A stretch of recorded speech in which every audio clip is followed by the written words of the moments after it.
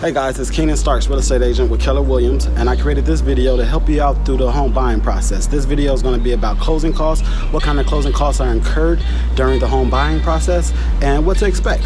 Here we go.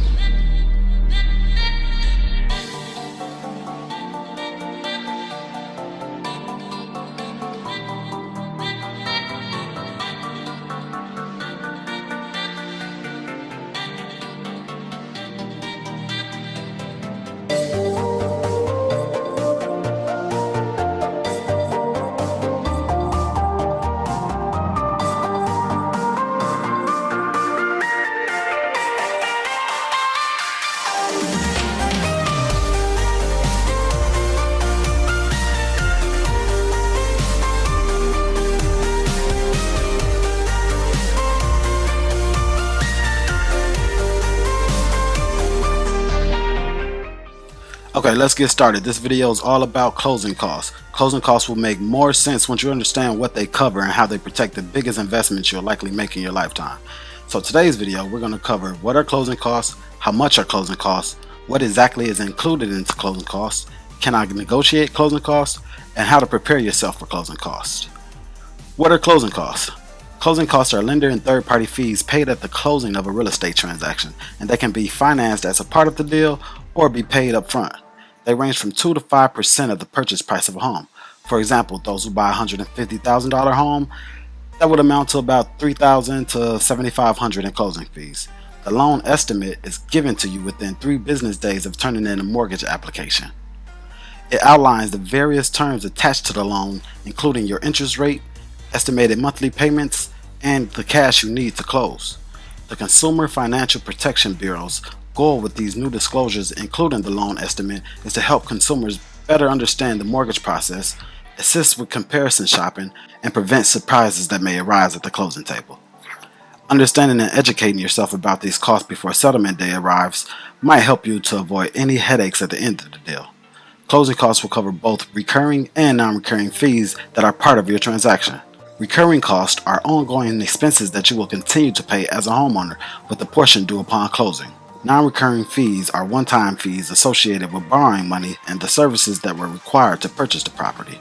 Recurring costs are placed into your escrow account, which you might view as a forced savings account for those upcoming home expenses that you'll be facing. They can vary, but the most common ones are property taxes and home insurance. The annual premium is typically due at closing, and sometimes another 2 or 3 months worth of payments. Non-recurring costs are fees paid to your lender and other professionals involved in the transaction. They include, but not limited to, any home inspection fees, any discount points you're paying up front to lower your interest rate, an origination fee which is charged by the lender to process your loan, the document prep fee which covers the cost of preparing your loan file for processing, an appraisal fee which covers the cost of a professional estimating the market value of the home, a survey fee for verifying the home's property lines, an underwriting fee for the cost of evaluating and verifying your loan application, a credit report fee for pulling your credit scores, title search and recording fees, and wire transfer fee for wiring funds from the lender to your escrow account. So how much are closing costs? The total you'll pay can vary greatly according to the home's purchase price. The average home buyer will pay between 2% to about 5% of the loan amount in closing fees. Your lender is required to outline your closing costs at the loan estimate and the closing disclosure you'll receive before the big settlement day. Take the time to review them closely and ask questions about things you don't understand. So what's all included in closing costs?